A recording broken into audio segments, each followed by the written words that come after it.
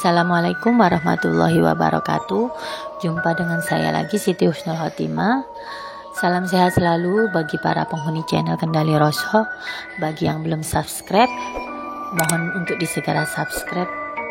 Untuk yang sudah subscribe, bisa dibagikan link channel Kendali Roso ke teman-teman yang belum tahu tentang channel ini. Apalagi yang suka dengan hal-hal yang mistis, bisa diinfokan kalau kita punya channel Kendali Roso yang bakalan terus setia nemenin teman-teman buat kulik-kulik hal-hal mistis lainnya. Kali ini saya akan bawakan cerita waktu saya masih perjalanan di Bromo sekitar tahun 2013 ya, 14-an. Waktu itu saya masih tinggal di kota Surabaya. Kebetulan waktu itu ada rencana untuk wisata ke Bromo. Belum ada corona, keadaan masih stabil, cuaca juga aman. Waktu itu kita perginya itu seperti tidak direncanakan gitu, tiba-tiba pengen aja gitu ke Bromo gitu.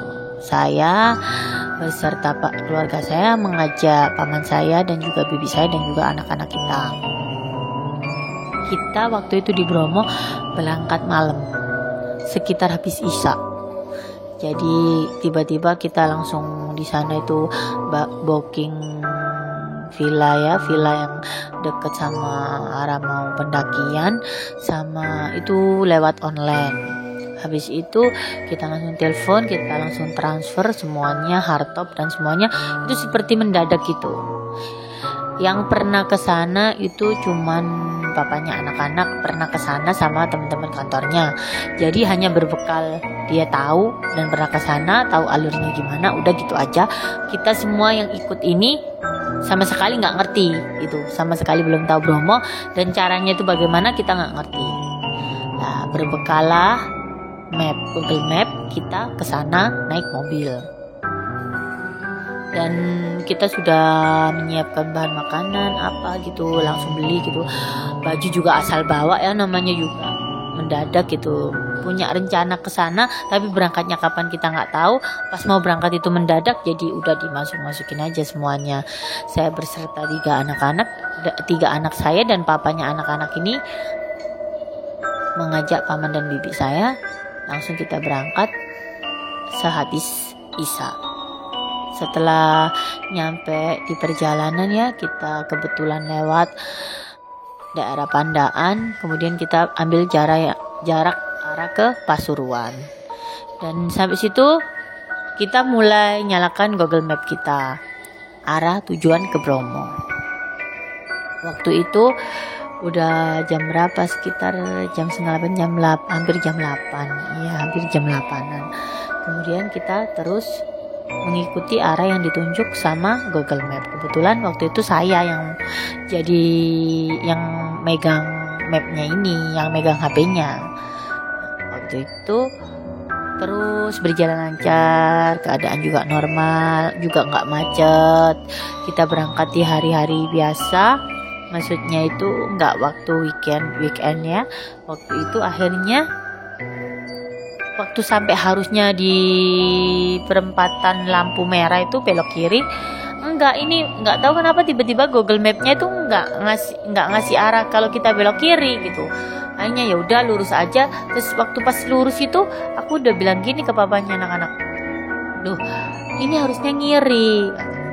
Terus habis itu Google Map-nya nyambungin lagi terus ke arah terus. "Itu nggak apa-apa, bisa kok itu nyambung," katanya papanya anak-anak kayak gitu. Habis itu teruslah kita jalan. Kita ikutin sesuai arahnya map Google Map ini. Terus kita jalan. Gak lama kemudian kita disuruh belok kiri nih. Kita belok kiri. Terus habis itu gak lama. Terus jalan terus gitu sesuai arahan Google Map ini. Dan alhasil sampai 1 jam kita seperti kayak muter-muter gitu, lurus saja, dan makin lama makin gelap. dan makin lama itu kanan kiri tuh cuman hutan gitu. Terus akhirnya ini papanya anak-anak bilang ini bener ini jalannya katanya gitu. Terus saya bilang loh, iya bener, kalau nggak percaya nih coba lihat, saya serahkan nih HP saya ke dia. Nggak lama, iya loh bener, ya kan tadi sebenarnya di lampu merah tuh harusnya belok kiri, cuman ini di Google Map kita udah terlanjur lurus, Google Mapnya ngarahinnya ke sini. Saya bilang kayak gitu. Habis itu udahlah coba aja ya, terus kita jalan terus. Nggak lama waktu kita jalan terus itu, nggak taunya kanan kiri itu udah hutan, nggak ada apa-apa, gelap banget, gelap gulita. Habis itu kita tuh semakin merinding gitu. Disitulah ya timbul perdebatan antara saya, papanya anak-anak, dan para penumpang ini, paman, bibi, dan lain-lain. Anak-anak udah serem gitu, takut serem gitu. Apalagi anak saya yang paling kecil itu langsung bilang kayak gini, aduh ada apa itu, serem gitu. Waktu itu anak saya masih umur 1 tahun, 1,5 tahun.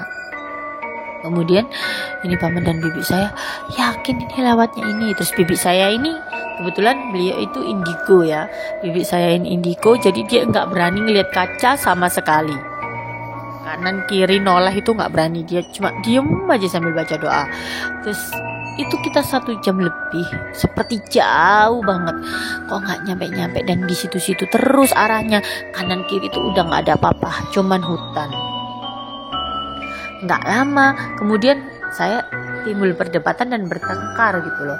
Kamu sih lagian disuruh belok kiri malah belok lurus, lah kamu bacain mapnya tuh gimana, kamu nggak bisa baca gitu. Jadi seperti ada percekcokan gitu loh, seperti hawa di dalam situ tuh menyulut emosi gitu. Kemudian kita tetap jalan terus, aku sambil ngedumel. Terus habis itu papanya anak-anak juga sambil marah-marah. Terus mama saya bilang gini, udah jangan berantem, udah kita putar balik aja gitu. Paman saya bilang kayak gitu. Nggak lama kemudian ini papanya anak-anak nggak tahu kenapa itu tiba-tiba itu kayak di depan jalan tuh kayak ngelihat orang gitu. Saya juga ngelihat orang. Itu tuh ada orang nanya itu. Orangnya tuh seperti kayak habis sholat gitu, pakai sarung, terus pakai baju komprang, pakai baju takwa seperti itu, pakai kopiah gitu. Padahal di daerah situ tuh hutan, nggak ada masjid, nggak ada rumah, nggak ada apapun gitu, sepi sesepi-sepinya.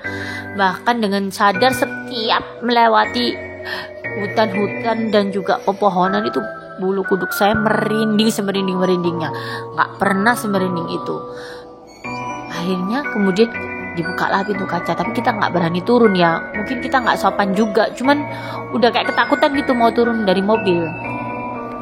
Habis itu permisi pak gitu, saya beranikan nanya sama papanya anak-anak ini, nanya, permisi pak, mohon maaf mau tanya, kalau arah ke Bromo itu lewat sini dari mana ya pak ya, kemana ya pak ya, bisa pak nggak, soalnya tadi dari Google Map ini arahnya disuruh ke sini, tapi kok kanan kiri tuh makam, hutan gitu. Terus habis itu kata orang yang lewat ini, cuman dia bilang gini, oh salah, harusnya dari sana, kalau dari sini nanti ujung-ujungnya lewat, malah ini tuh di lerengnya Gunung Bromo nanti tembusnya. Ya udah gini aja, lurus aja, nanti langsung belok kiri ya, jangan lurus lagi itu malah jurang, hutan, katanya orang kayak gitu tadi. Tapi bapak itu tadi tuh kayak mukanya itu kayak datar gitu, memberi penjelasan sama nunjukin arah kayak gitu. Terus kemudian bisa sih lewat, tapi lewat kiri ya, jangan lewat lurus gitu. Oh nggak, putar balik aja pak gitu, kata yang ada di dalam mobil ini. Banyak yang nanya kayak gitu, paman bibi saya, nggak usah, nggak apa-apa, lurus aja belok kiri. Terus kalau udah lurus belok kiri nanti nemuin jalan raya, keluar aja gitu kata bapaknya. Nah alhamdulillah bapaknya baik juga sih, dan saat bertemu beliau juga nggak ada nuansa merinding sama sekali. Waktu itu akhirnya kita ucap terima kasih ya pak ya. Kita tutup lagi, kita jalan lagi. Gak lama saya lihat spion nih, bapaknya udah nggak ada orang. Padahal itu tadi benar-benar kayak orang lagi bicara dan ngasih tahu ke kita itu seperti layaknya orang manusia biasa. Aku terus bilang kayak gini ke papanya anak-anak sama bibi sama pamanku, loh orang itu tadi mana ya? Wes kata bibi saya kayak gini, wes cano kata paman saya juga, wes cano sepenting awak dewe lurus terus ngiri gitu katanya. Habis itu kita cari terus apa ada gitu belokan sebelah kiri dan bener-bener gak ada rumah kanan kiri makam, semakin sempit jalanan. Kita udah waduh, saya ini batin saya gejolak, saya semua bulu kuduk saya merinding, bibi saya yang indigo ini sampai ketakutan gemeteran. Terus habis itu saya tuh sampai baca doa, sampai baca ayat kursi, apapun ayat kursi, sampai kita nyalain murotal ya di dalam mobil itu. Alhamdulillah atas izin Allah baru kita nemu tuh jalan ke kiri, belokan kiri. Akhirnya kita lewat kampung-kampung nemu tuh. Cuma mikirnya kita tuh kayak gini, kok ada di hutan kampung-kampung gitu. Cuman udahlah, kita udah pasrah aja, kita doa aja. Gak lama 30 menit setengah jaman baru kita nemuin jalan raya. Padahal waktu dalam perjalanan menuju hutan tadi itu bulu kuduk saya sudah merinding, saya takut aja gitu jalan buntu atau jurang atau apa yang saya ketemuin. Tapi kemudian waktu keluar dari jalan raya itu bibi saya baru bilang seperti ini, aku loh tadi diem aja. Loh kenapa Be? Saya bilang gitu, kenapa? Soalnya aku lihat ada kuntilanak, ada putih-putih, ada pocong. Bayangin, untung aja bibi saya waktu ngelihat itu tadi dia nggak bilang saat kondisi kita lagi di jalanan seperti itu. Beliau bilangnya itu saat kita sudah ada di jalan raya keluar dari hutan itu. Ya ampun, kita sudah alhamdulillah ya Allah kayak gitu. Jadi akhirnya barulah kita terusin perjalanan itu ke Gunung Bromo. Kemudian sampai di pertengahan banyak kan jalannya curam banget, kita dijemput sama tour guide-nya yang dari villa itu. Terus habis itu barulah kita diantar ke villa. Alhamdulillah. Jadi pas di villa itu bibi saya cerita banyak, dia ketemu apa aja, ketemu kuntilanak, ketemu pocong, sampai dia nggak berani ngelihat kaca kayak gitu. Untung aja gitu anak saya juga udahlah ditenangin lah, untung kita juga ngajak paman dan bibi jadi ada yang nenangin. Dan itu pengalaman saya waktu saya tahun 2014 perjalanan ke Gunung Bromo. Untuk perjalanan ke Gunung Bromonya sendiri kita nggak ada masalah, kita nggak ada kendala sampai kita naik ke puncak. Dan kita naik ke puncak ini kawahnya juga nggak ada masalah, di villanya juga aman-aman aja. Jadi menuju ke Bromonya ini yang seperti disesatkan, nggak tahu siapa yang menyesatkan, dan seperti ada yang apa ya namanya itu nutupin jalan kita. Seperti itu, harusnya belok gak jadi belok, jadi harus lurus aja. Jadi kita ketemunya hutan, makam, dan hampir ke jurang. Ya, itu untuk pengalaman saya. Sekian dulu cerita dari saya. Mohon maaf ada salah-salah kata jika saya ucapkan. Sekian dulu. Wassalamualaikum warahmatullahi wabarakatuh.